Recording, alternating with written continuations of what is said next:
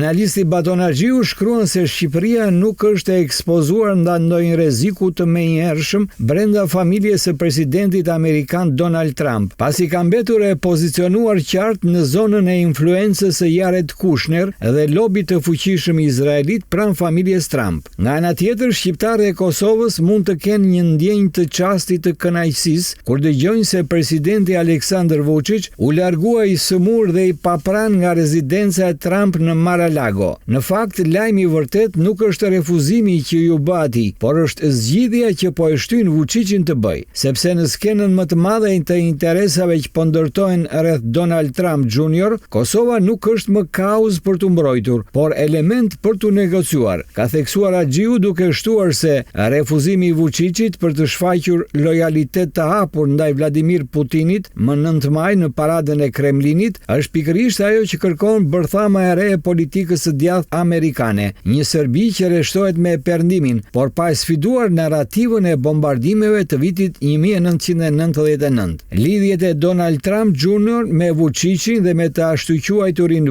Bord, që ka për mision të zhduk nga kujtesa ndërkombëtare ndërhyrjen e NATO-s Kosovë, janë më shumë se nostalgji për një Serbi viktim. Ato në fakt janë një përpjekje për të rishkruar historinë. Vučić shkoi në Mar-a-Lago për të marrë miratimin që do ta lejonte të shkonte më 9 maj në Moskë te Putini. Por në vend të përqafimit ai mori paralajmërimin se pjesëmarrja në parad do të thoshte fundi marrëdhënieve me familjen Trump, ka deklaruar analisti i njohur sipas të cilit largimi i menjëhershëm nga SBA-ja i presidentit serb dhe justifikimi me probleme shëndetësore janë më shumë manovra taktike se sa sëmundje reale. Tani Vučić ndodhet në një udhkryq ku zgjedhja nuk është më mes perëndimit dhe lindjes, por mes një Trumpi që kërkon lojalitet të pastër dhe një Putini që shpërblen në nshtrimin. Nëse nuk do shkonte në Moskë, ai mund të shpresonte që loja e tij të shpërblej nga familja Trump, jo me simpati, por me hapësirë për të ndërtuar marrëdhënie të reja strategjike. Por në këtë marrëveshje të heshtur, Kosova nuk është më subjekt që respektohet, por është objekt që negociohet, dhe ky nuk është një lajm i mirë. Shtetet e Bashkuara po hyn në një fazë të re të udhëheqjes së saj, teksa presidenti i rikthyer amerikan në zyrën ovale po formsohet nga dy shtylla paralele pushteti brenda orbitës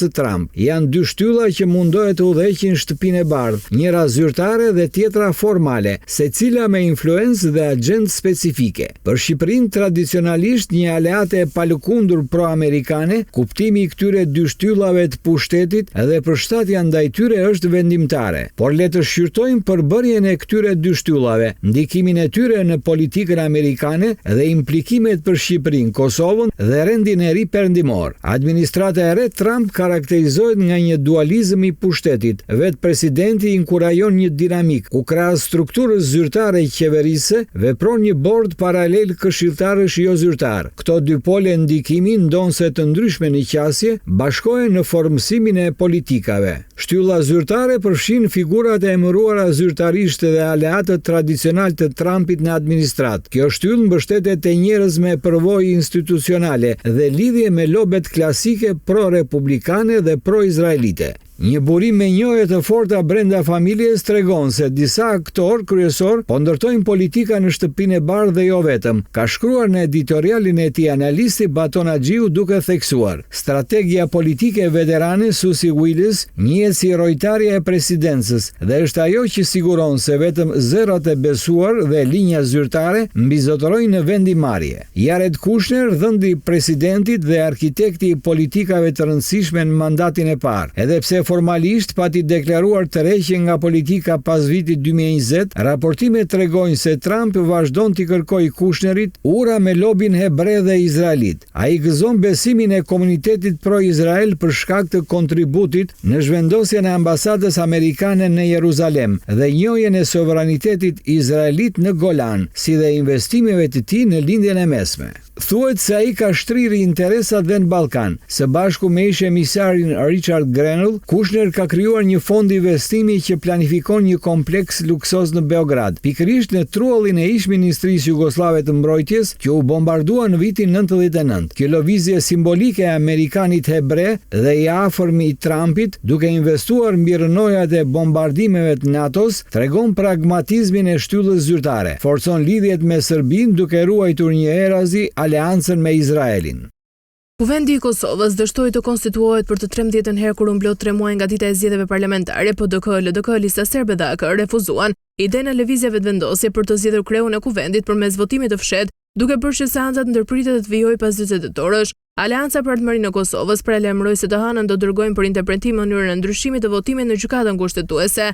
Për shkak të ndryshimit në mes të zgjedhjeve të formës së votimit nga votimi i hapur, për shkak se kanë mbledhur në shkrime, do t'i adresojmë gjykatës kushtetuese për këtë shkelje ligjore dhe kushtetueset e të hënën do t'a dorëzojmë në gjykatën kushtetuese.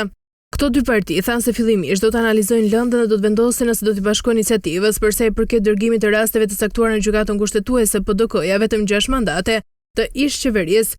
Kurti i kemi dërguar 11 dhe i kemi fituar të 11, kemi ekspertizën e duhur për të vlerësuar a duhet dërgohet diçka, do ta shqyrtojmë pa paragjykim dhe do të marrë mendimin e ekspertëve të PDK-s dhe do të komunikoj edhe me kolegët e AK-s, ta kreu i PDK-s në Emli Krasniqi. Lëvizjave të vendosje pretendon se nuk ka ndonjë shkelje për mënyrën e votimit dhe u ka kërkuar të gjithë atyre që mendojnë të kundërtën të dërgojnë lëndën sa më parë në kushtetuese.